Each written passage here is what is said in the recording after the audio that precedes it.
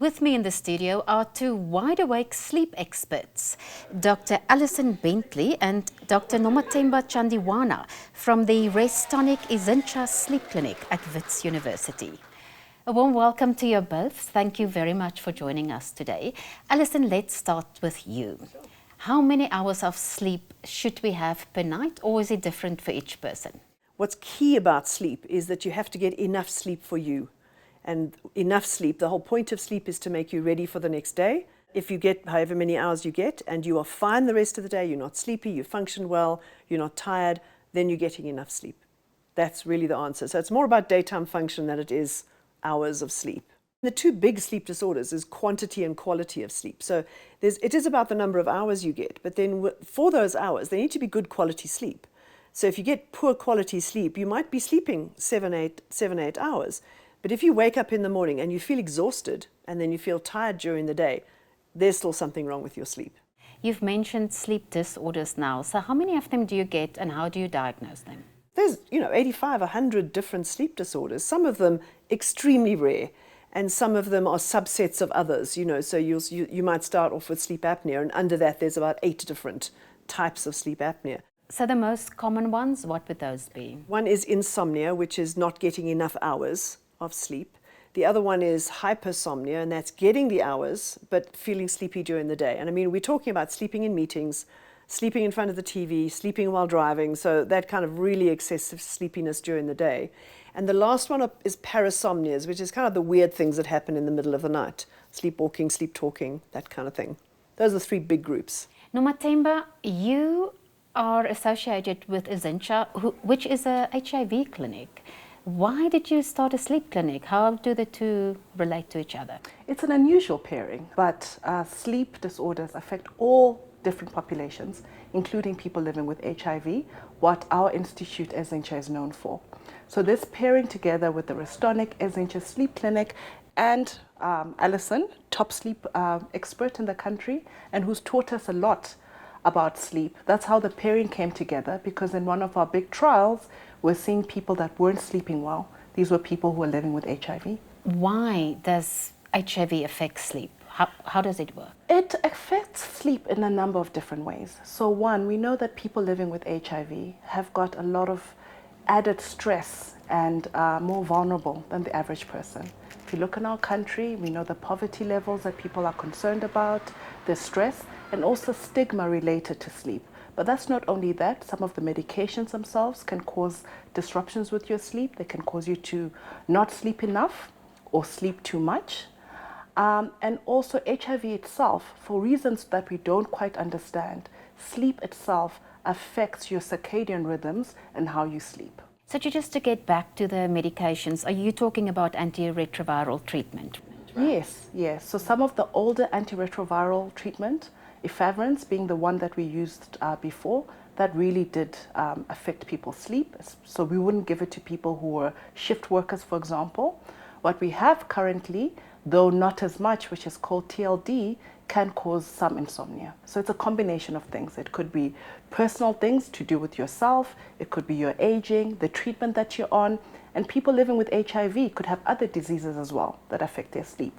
Commonly in our country, we're looking at obesity, type 2 diabetes, all these things together with the environment that we're in. We're worried about our safety, where there's load shedding that wakes us up. All those things together affect our sleep.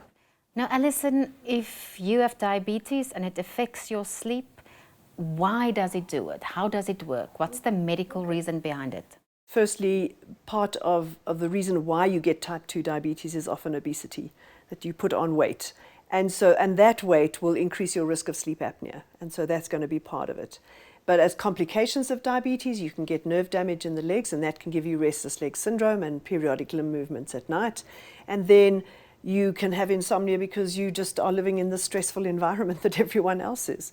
If you get depression, you're more likely to have a sleep disorder. This kind of weight relationship between sleep and weight is very interesting. So if you don't get enough sleep, the studies show you're more likely to be overweight just because you don't get enough sleep.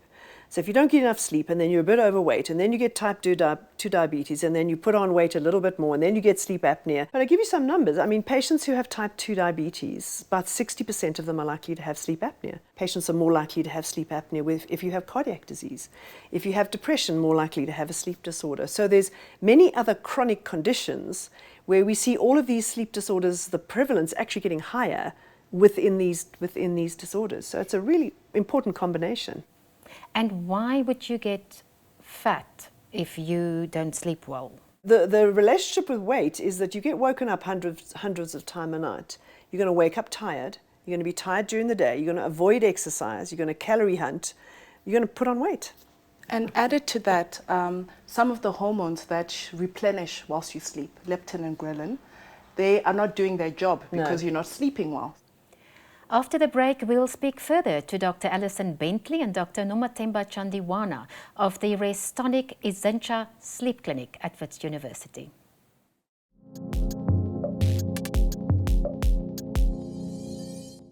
Nomathemba, in the insert that we played, we heard about sleep apnea. How do you treat that? And how do you diagnose it? So sleep apnea can be diagnosed. The gold standard is what we call polysomnogram, which is an overnight sleep study. It can also be a home sleep apnea test, which is a screening test. And some of our apps on our phones or our watches do give us some rough information. So that's how you diagnose it. And sleep apnea is interesting. It's very common as we age, as we gain weight, and associated with certain medications, for example.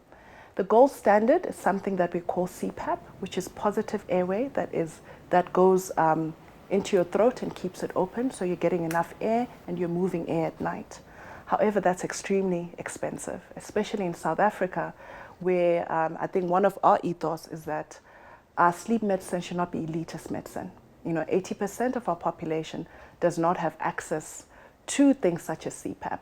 So we're also looking at other low-tech or less expensive ways of treating sleep apnea. So some things could be positional therapy, putting a spiky golf ball so that if you sleep on your back, you're able to move. Some could be mandibular devices. There's some things that are available at your pharmacy, or it could be with your dentist, for example, that can give you a mandibular device to help you with sleep apnea.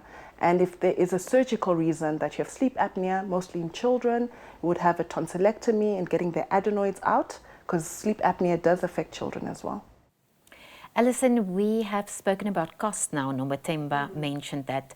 What about the public sector? If you have a sleep disorder, can you be helped in the public sector? Not routinely, no. I mean, there are isolated sleep labs in South Africa that are based within the public sector, but in neurology, for example, and pulmonology. So part of our problem is that doctors come out of medical school never ever really engaging with sleep and sleep disorders at all, whether they're undergraduate or postgraduates. So they don't see a sleep lab. They don't see patients that have sleep problems. Well, they do see patients with sleep problems, they just don't know they have sleep problems because they're not asking those kind of questions. So part of what we're going to be doing is research in those populations, as Nomathemba said, to try and find ways to treat sleep apnea without needing a CPAP machine. And do we manage to bring patients from severe apnea to mild apnea, for example, which takes them out of that danger zone. So it's about doing that. It's about training doctors so that doctors learn more about sleep apnea. Nomathemba, lastly, young people. You've spoken about older people who have sleep disorders. Do teenagers and young people have sleep problems? They certainly do. So children and teenagers are not sleeping enough. If you think of the recommended sleep, we need less sleep as we grow. But you'll find with extracurricular activities and technology, for example, people are not sleeping enough. So particularly older adolescents and teenagers are sleeping with their phones and their iPads, or they have TV in their rooms, they're on TikTok and so forth. And that really interferes with sleep. And also the stress that young people are going through. And if you don't get enough sleep, you're not doing as well at school, you're more likely to have suicidal ideations. So sleep is important for children and adolescents. Alison, so what do you do if your teenager can't sleep? Well, one of the big sleep disorders that teenagers get is called delayed sleep phase syndrome. And it's not unique to that age group, but honestly, if I get a young male coming to see me, I go, I pretty much know what you've got before you open your mouth. So delayed sleep phase syndrome is like a social jet lag. And so the sleep phase, which is where it is time-wise, gets shifted. So if you think of young adolescent males during the school holidays, staying up gaming till 2 o'clock in the morning, sleeping till 11 in the morning, and then suddenly school starts again and they have to get up at 6, but they're stuck. They're stuck in this 2 till 11 kind of time zone and they can't pop back. A lot of them pop back, but then some of them can't pop back. And now they can only fall asleep at 2 in the morning and they're getting up at 6:30. So that's a very common thing. And we use melatonin and a program to kind of get them back, like you would if you traveled somewhere, get them back into the right time zone so that they're able to sleep at the right time. So that's a very common sleep disorder in that age group, and it can be treated. Alison and Nomathemba, thanks so much for your time today and for sharing your expertise.